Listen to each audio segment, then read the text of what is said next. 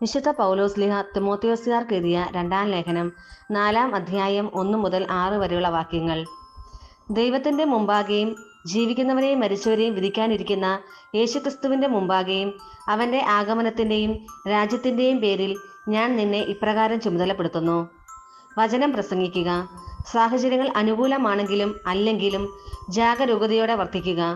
മറ്റുള്ളവരിൽ ബോധ്യം ജനിപ്പിക്കുകയും അവരെ ശാസിക്കുകയും ഉദ്ബോധിപ്പിക്കുകയും ചെയ്യുക. ക്ഷമ കൈവിടാതിരിക്കുകയും പ്രബോധനത്തിൽ ശ്രദ്ധിക്കുകയും ചെയ്യുക. ജനങ്ങൾ ഉത്തമമായ പ്രബോധനത്തിൽ സഹിഷ്ണുത കാണിക്കാത്ത കാലം വരുന്നു.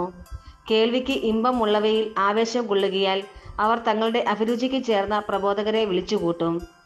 അവർ സത്യത്തിന് നേരെ ചെവി അടച്ചു കെട്ടുകഥകളിലേക്ക് ശ്രദ്ധ തിരിക്കും.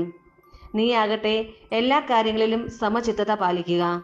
കഷ്ടതകൾ സഹിക്കുകയും സുവിശേഷകന്റെ ജോലി ചെയ്യുകയും നിന്റെ ശുശ്രൂഷ നിർവഹിക്കുകയും ചെയ്യുക. ഞാൻ ബലിയായി അർപ്പിക്കപ്പെടേണ്ട സമയം ആസന്നമായിരിക്കുന്നു. എൻ്റെ വേർപാടിൻ്റെ സമയം സമാഗതമായി. നമ്മുടെ കർത്താവായ മിശിഹായിക്ക് സ്തുതി. വിശുദ്ധ യോഹന്നാൻ അറിയിച്ച സുവിശേഷം 4-ാം അധ്യായം 27 മുതൽ 38 വരെയുള്ള വാക്യങ്ങൾ. അവന്റെ ശിഷ്യന്മാർ തിരിച്ചെത്തി. അവൻ ഒരു സ്ത്രീയോട് സംസാരിക്കുന്നത് കണ്ട് അവർ അത്ഭുതപ്പെട്ടു. എന്നാൽ എന്തു ചോദിക്കുന്നെന്നോ എന്തുകൊണ്ട് അവളോട് സംസാരിക്കുന്നെന്നോ ആരും അവനോട് ചോദിച്ചില്ല. ആ സ്ത്രീയാകട്ടെ കുടം അവിടെ വെച്ചിട്ട് പട്ടണത്തിലേക്ക് പോയി ആളുകളോട് പറഞ്ഞു, ഞാൻ ചെയ്ത കാര്യങ്ങളെല്ലാം എന്നോട് പറഞ്ഞ ഒരു മനുഷ്യനെ നിങ്ങൾ വന്ന് കാണുവിൻ.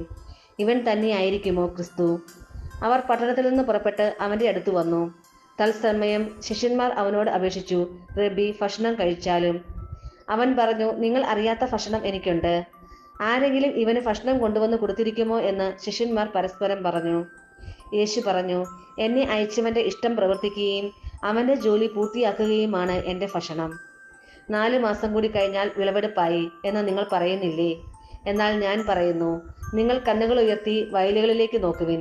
അവ ഇപ്പോൾ തന്നെ വിളഞ്ഞു കൊയ്ത്തിന് പാകമായിരിക്കുന്നു. കൊയ്യുന്നവന് കൂലി കിട്ടുകയും അവൻ നിത്യജീവിതത്തിലേക്ക് ഫലം ശേഖരിക്കുകയും ചെയ്യുന്നു. അങ്ങനെ വിതയ്ക്കുന്നവനും കൊയ്യുന്നവനും ഒപ്പം സന്തോഷിക്കുന്നു.